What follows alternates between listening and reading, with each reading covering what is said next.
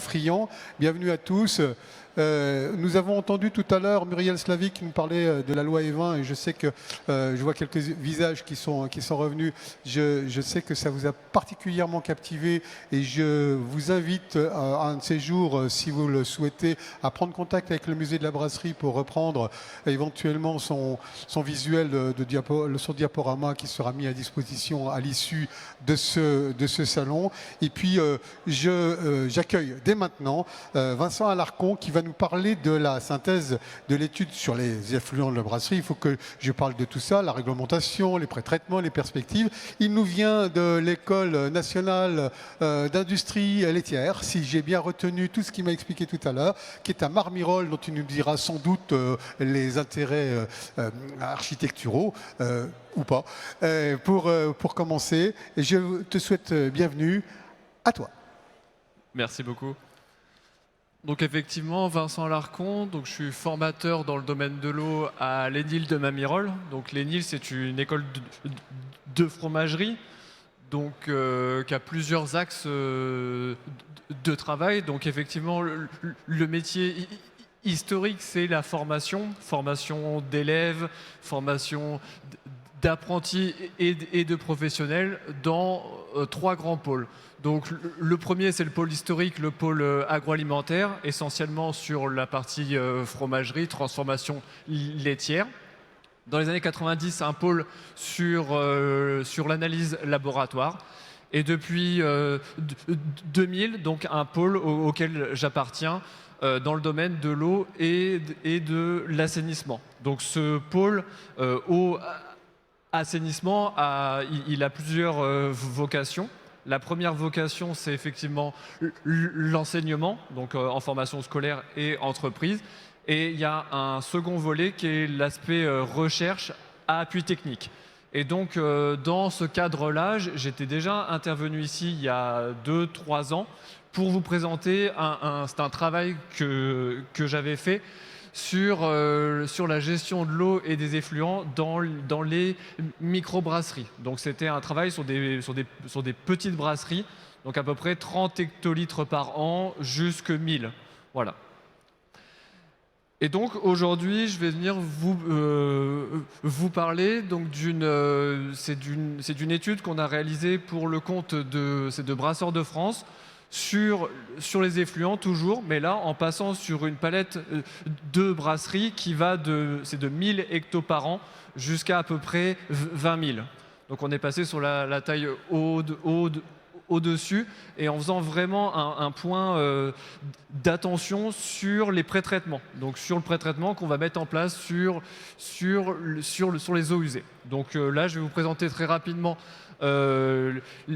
l'étude que nous avons réalisée pour Brasseurs de France.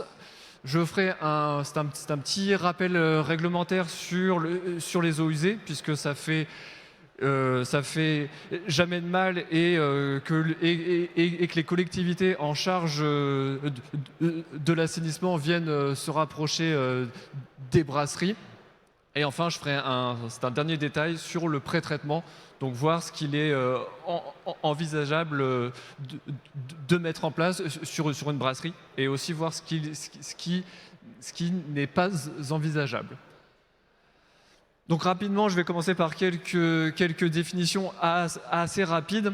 La première, en fait, c'est une opposition que l'on va faire entre l'assainissement collectif, c'est-à-dire que lorsque les brasseries vont être raccordées à la station d'épuration, donc ça va être un cas qui est assez simple, en fait, qui réglementairement et qui est assez bien encadré.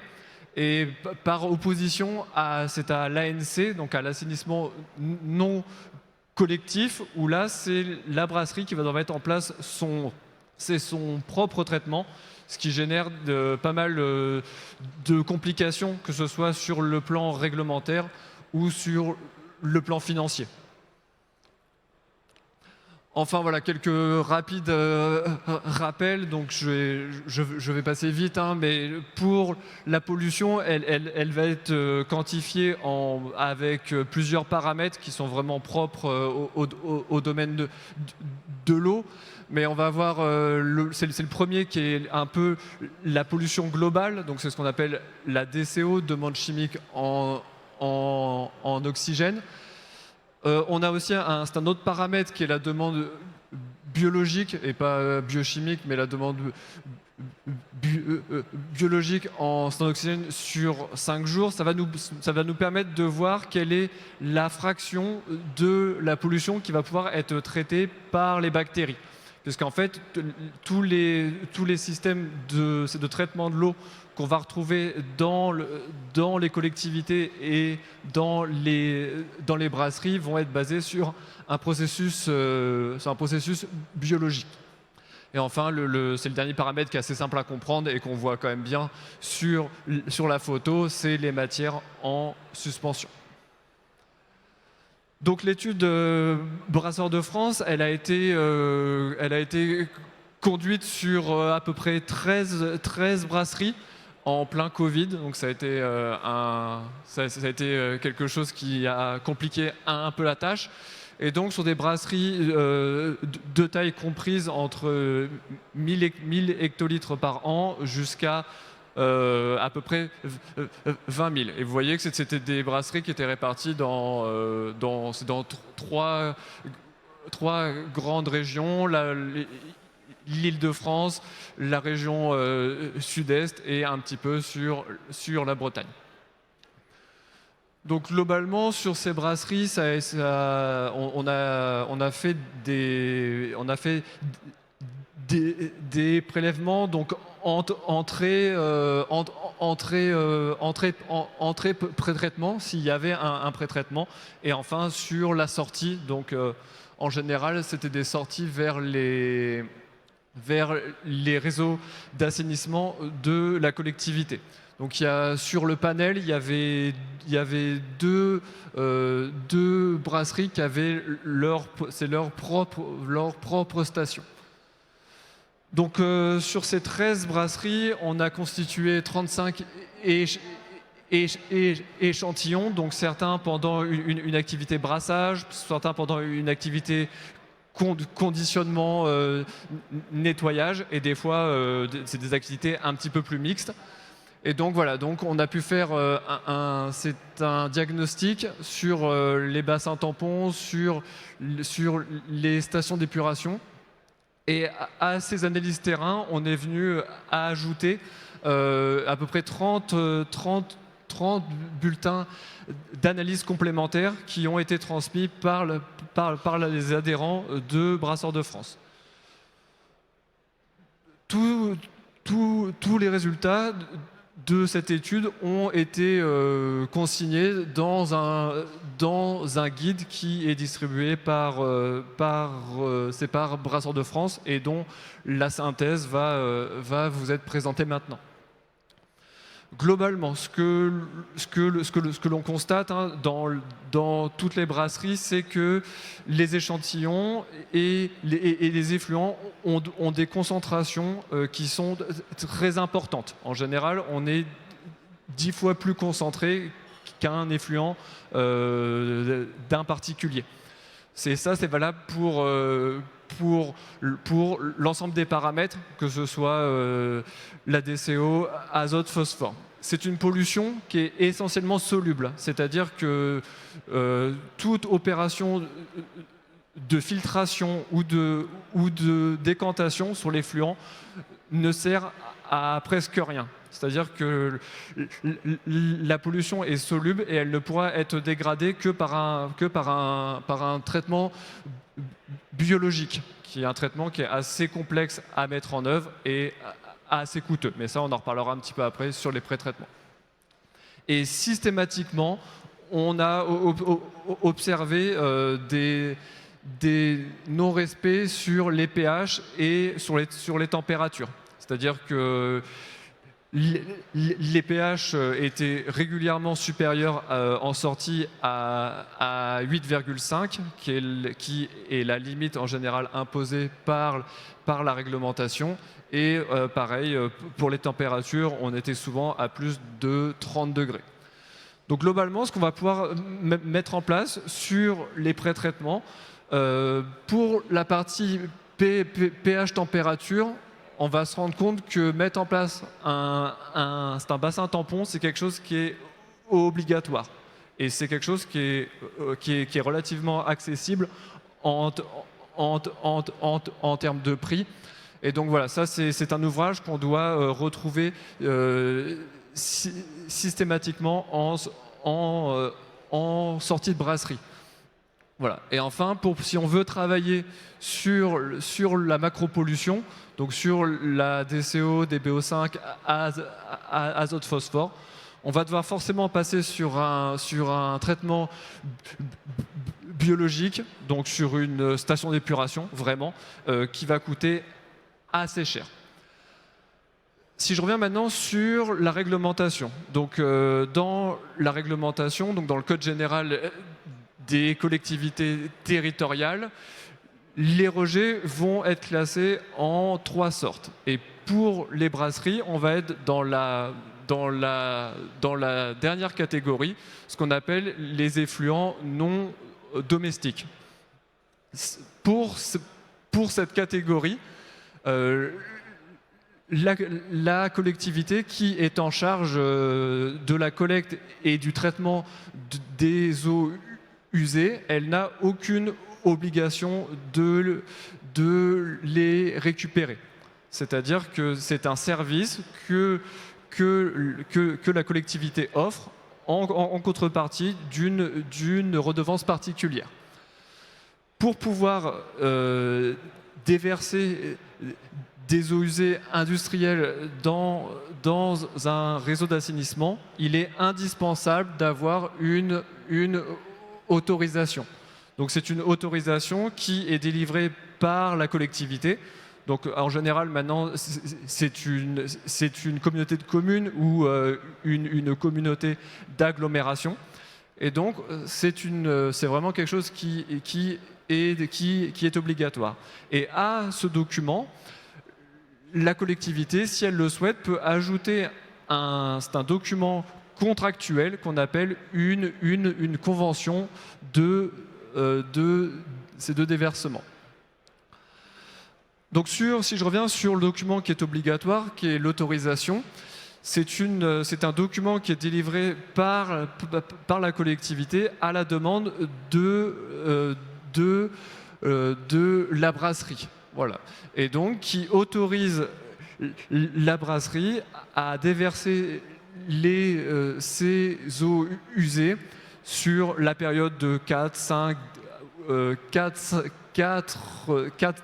années avec plusieurs limites en termes de flux et en termes de charge de pollution. Voilà. Donc ça, c'est un document qui est délivré par la collectivité après échange avec la brasserie. Ce document, en général, pour une entreprise de taille importante, il va être complété par un document contractuel qu'on appelle une convention. Donc ça, c'est un contrat qui est signé par la collectivité et par la brasserie pour définir certaines modalités complémentaires sur les rejets. En général, dans ce document, on va s'entendre sur un programme d'autosurveillance, donc pour aller contrôler que les effluents soient bien conformes avec ce qui a été défini dans l'autorisation. Et il y a toute la partie financière, c'est-à-dire que c'est là où la collectivité va expliquer quelle va être la tarification spéciale qui va être appliquée à la brasserie. Donc sur la tarification, en fait, il n'y a pas de règle. C'est-à-dire que chaque collectivité va être libre d'imposer sa propre formule de calcul. En général, c'est quand même souvent basé sur une comparaison avec un effluent domestique. Et en général, c'est un coefficient qui est appliqué. Donc je vous ai mis ici un exemple de facturation. qui est appliqué sur le Grand Besançon, donc qui est le territoire sur lequel est implanté l'Énil de Mamirol. Le principe, c'est que pour chaque paramètre, on va voir si les valeurs sont inférieures au seuil orange ici, on est sur un coef de 1. Donc en gros, on paye le même tarif de l'assainissement qu'un particulier. Par contre, si on a c'est un rejet qui est plus important, donc sur les brasseries, globalement, on sera plus important sur la DCO, sur la DBO5, sur les MES. Sur l'azote, on sera bon, et sur le phosphore, globalement, on sera souvent plus haut. Et donc, en fait, en fonction de la valeur, ça vient majorer le coefficient qui est là. Et donc, si par exemple, je trouve c'est un coefficient final qui est à 2, plutôt que de payer l'assainissement c'est à 2 € par mètre cube, je vais le payer 4. Voilà. En gros, je paye l'assainissement en fonction de la pollution qui est émise par la brasserie. Donc là, ce que je vous ai mis ici, c'est la réglementation sur les brasseries qui ne sont pas raccordées sur la station d'épuration de la commune. Donc en général, pour elles, ça va être assez complexe parce qu'il y a plein de règles qui sont différentes. Donc j'ai essayé de faire quelque chose de simple ici, mais ce n'est pas simple. Voilà. Donc si jamais vous êtes dans ce cas-là, je vous invite vraiment à faire appel à des spécialistes qui vous aiguilleront. La première question, en fait, c'est est-ce que la brasserie est soumise à la réglementation ICPE? Donc en gros, est-ce qu'elle a une capacité max supérieure à 2 tonnes d'intrants végétaux par jour? Donc si c'est oui, dans ce cas-là, c'est plutôt simple. On passe sur la réglementation ICPE, et donc c'est la police ICPE qui s'en occupe. Donc soit la DREAL, soit la DD ETS PP. En général, sur les brasseries qui ont une capacité inférieure à 20 000 hectolitres par an, on n'est pas dans le champ de la réglementation ICPE, mais on va rentrer dans un champ assez vague. Donc déjà, on peut être soumis à une procédure déclaration au titre de la loi sur l'eau. Donc c'est assez compliqué. Je ne vais pas avoir suffisamment de temps pour en parler. Voilà. Mais globalement, j'ai un champ réglementaire qui est assez large. L'essentiel, c'est que vous reteniez qu'une brasserie qui va disposer de sa propre station d'épuration, c'est une contrainte financière importante et une contrainte réglementaire aussi forte, voilà, avec des pénalités qui peuvent être importantes et avec des investissements lourds. Sur les pré-traitements, donc pour les pré-traitements, ça va s'appliquer à des brasseries qui vont être raccordées sur le réseau d'assainissement communal. Donc en gros, il y a 3 types. Donc il y a les 2 premiers ici, qui est le bassin tampon. Donc je vous ai dit, c'est un pré-traitement qui est indispensable. Le bassin tampon type, un petit peu, c'est ça. Donc le principe, c'est de mettre en place un dégrillage grossier pour pouvoir protéger les pompes, donc pour enlever tout ce qui est capsule tesson. Ensuite, je vais mettre en place c'est un bassin tampon qui va accueillir l'ensemble des effluents qui sont produits sur la journée. Et je vais injecter de l'air pour maintenir la fraîcheur de cet effluent et éviter une fermentation. Et ensuite, moi, ce que je préconise, c'est une vidange c'est de ce bassin en fin de journée, une fois qu'on a une température qui est redescendue et qu'on a un effluent qui est bien tamponné sur les pH.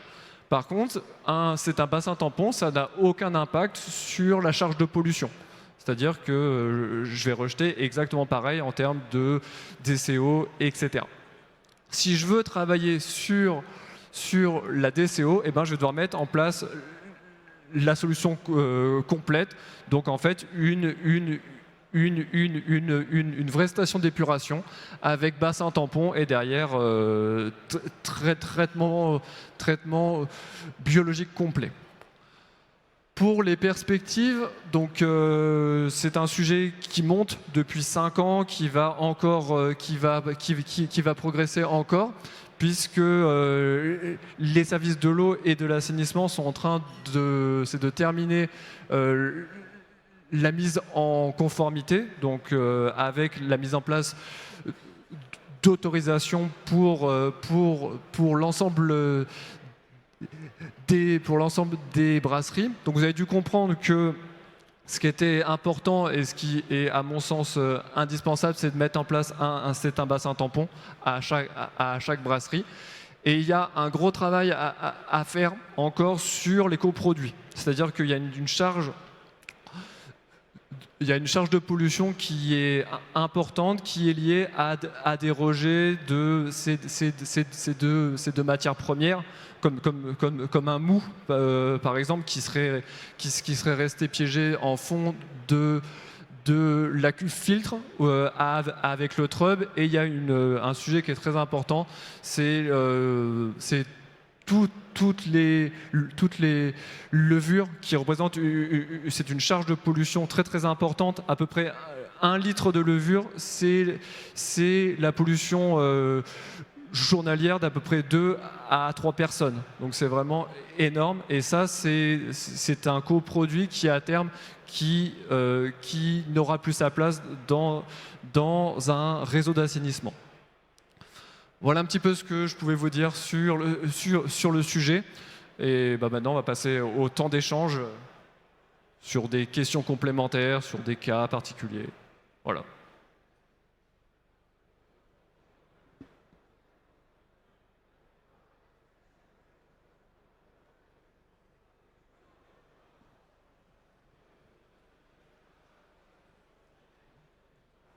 Il y a le micro qui arrive du coup. Bonjour, je voulais savoir comment on calcule une taille de cuve tampon par rapport à la taille de la brasserie. Ouais, globalement, c'est à peu près le flux, ça va être la quantité d'effluent qui va arriver, c'est au maximum pendant la journée de pointe. Donc il faut compter quel est le volume d'effluent qui va venir. Voilà. Donc si vous êtes à 8000 litres, vous savez que vous devez mettre en place un bassin tampon d'au moins 8000 litres. Il faut qu'il puisse contenir l'intégralité de ce rejet. Quoi. Par jour, ouais, effectivement, puisqu'on est sur une vidange nocturne souvent.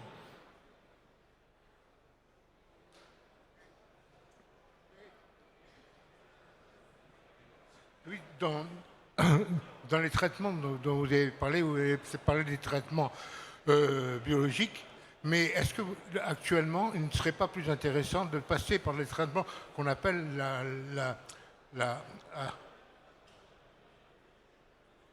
l'oxydation en phase aqueuse? L'oxydation en phase aqueuse se fait dans des réservoirs relativement réduits, donc qui sont accessibles à des petites brasseries. Par contre, à des températures importantes, de l'ordre de 250 à 300 degrés, mais avec récupération de l'énergie.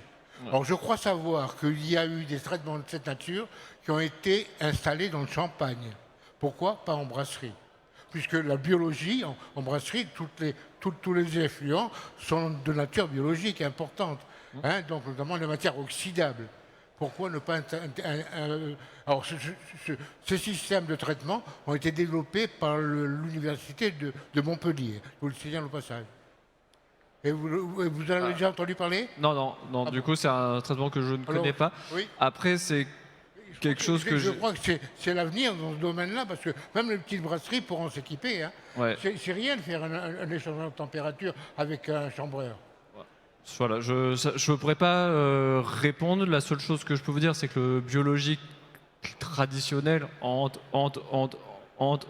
guillemets, fonctionne correctement et adapté c'est aux effluents de ces deux brasseries qui sont biodégradables et en termes énergétiques, du coup, je ne pourrais pas répondre du coup sur la pertinence de ce système, mais qui dit température importante en général dit des oui, mais même avec la récupération dit un coût énergétique quand même des fois fort. Voilà, mais je pourrais pas répondre. Hein. Voilà, c'est juste des pistes. Alors, au-delà de l'intervention de Pierre, il y a peut-être d'autres questions qui vous viennent à l'esprit. Eh ben tiens, voilà, tu vas bien, monsieur là. Bien près du menton et ça sera parfait. Merci. Bonjour. Vous avez indiqué que pour traiter les effluents non collectifs, vous avez annoncé un chiffre de 100 000 euros. Est-ce que vous pouvez le détailler un peu plus? Donc j'ai dit que c'était supérieur à 100 000 euros. C'est-à-dire que si on remet en place une c'est un traitement complet c'est de l'eau usée sur la brasserie. Toutes les études réglementaires déjà, c'est en amont, vont avoir un coût qui est important et les volumes de bassin vont vite être très grands pour le traitement. Et donc entre la fourniture, la pose, on va vite être sur des montants de plus de 100 000 euros. C'est-à-dire que je suis allé dans plusieurs brasseries, donc de taille modeste, celle qui avait un traitement qui fonctionnait et qui était installé par une entreprise spécialisée, on était sur des montants de plus de 100 000 euros pour des petites brasseries. Après, je ne sais pas quel était le détail que vous souhaitiez, si c'était par poste ou voilà, mais il y a du génie civil, il y a des cuves, il y a des compresseurs, il y a de l'instrumentation, donc ça, voilà, c'est à titre de comparaison. Actuellement, sur la fromagerie pédagogique de l'Énil de Mamirol, on est en train de mettre en place c'est un pré-traitement. Donc c'est un pré-traitement et on est sur un budget qui est supérieur à 100 000 euros, quoi, juste pour un pré-traitement de l'eau usée. Et on traite 40 mètres cubes par jour. Donc on est vraiment sur un tarif qui est supérieur à ça. Une question complémentaire, merci. Oui, bonjour. Alors moi j'ai deux questions. La première, c'est en termes de charge de travail. Combien ça, en termes de temps, s'occuper d'une cuve, une petite cuve tampon sans traitement biologique? Ouais. Parce que ça, j'imagine que c'est une charge de travail supplémentaire. Et combien de temps ça pourrait prendre? Et la deuxième, c'est est-ce qu'on peut valoriser les sédiments de la cuve tampon? Est-ce qu'en agriculture, je ne sais pas, est-ce que ça se valorise? Ok. Donc pour le temps, sur une cuve tampon simple, il y a très peu de choses à faire. Globalement, ça va être tous les 15 jours, c'est de passer un coup de jet pour éviter justement qu'il y ait c'est un dépôt très important qui se forme au fond avec la pompe en marche. Donc l'idée, c'est que les sédiments se retrouvent ensuite dans le réseau d'assainissement. C'est à noter quand même que si vous faites une cuve tampon avec à injection d'air, ça va brasser la cuve et donc limiter aussi la sédimentation. Donc ça, cet avantage-là, entre autres. Il faudra juste parler avec le micro, s'il vous plaît. La modification du pH, ça prend du temps. Il faut faire des mesures. Bah, ça prend pas Ça forcément. se fait le soir. Ça se fait par la dilution et par l'arrivée successive de peracétique et puis de produits c'est alcalin. Et le tampon se fait de manière naturelle.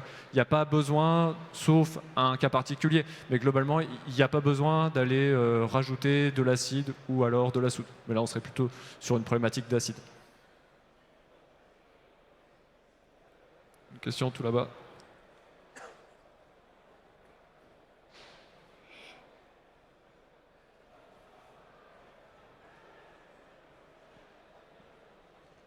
À vous. Alors moi je me pose une question qui est liée à mon cas particulier parce que je suis totalement les réseaux d'assainissement collectif sont trop loin, donc moi je suis en assainissement individuel en ce qui me concerne.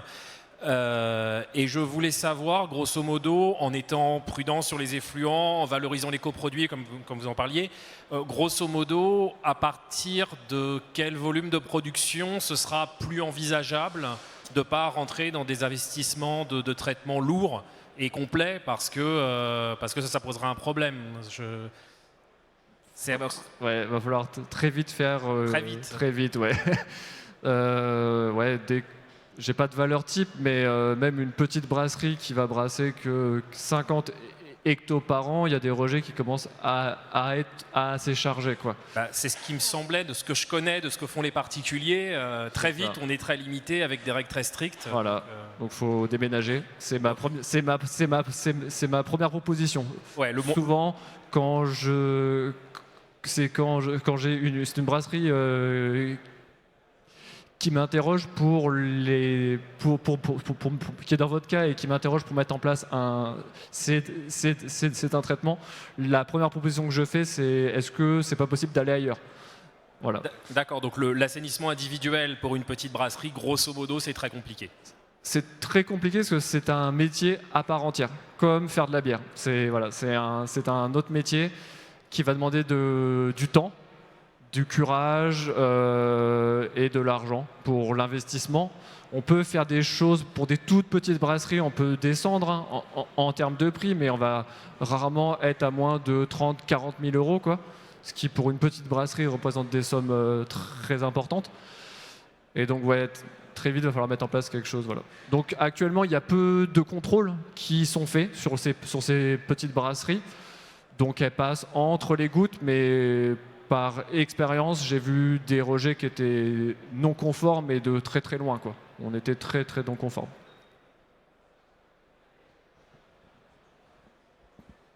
Alors, est-ce qu'il nous reste une ou deux questions? On a encore quelques instants pour cela. Et sinon...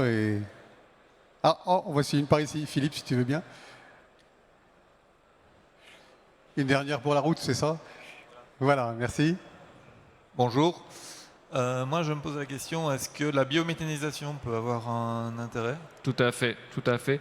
Pas forcément sur le site de la brasserie, mais de valoriser l'éco-produit sur de la méthanisation quand c'est possible, quand l'installation s'y prête, c'est vraiment bien, quoi. C'est-à-dire que toutes les matières solides ou à leur liquide qui peuvent aller dans un méthaniseur plutôt que d'aller dans un réseau d'assainissement, c'est vraiment bien, quoi. Donc ça, effectivement, c'est une piste qui est importante pour les levures, pour le trub, pour les premiers rinçages, pour des effluents qui sont chargés, très très chargés. Effectivement, c'est quelque chose qui est très intéressant. Ok, merci. Merci pour la présentation. Donc avec le milieu agricole présent, trouver des accords pour pouvoir mettre ça en œuvre. Exactement. Très bien. Ben, ça suscite une question complémentaire derrière nous, Philippe. Merci. Merci. Bonjour.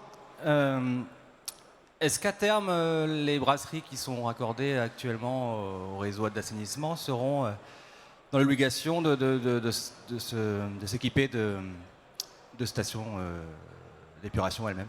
C'est au cas par cas, en fait. C'est vraiment si la station d'épuration de la commune a de la marge, qu'elle a c'est une réserve de charge, la réponse est non. Voilà.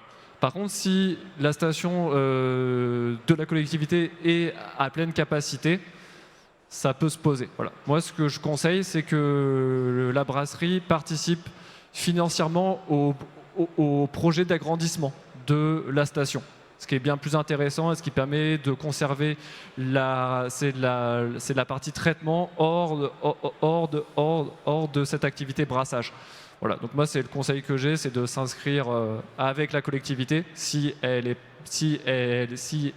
volontaire, hein, ce qui n'est pas forcément le cas, pour plutôt investir sur la station d'épuration que en direct sur la brasserie. Voilà, c'est mon conseil.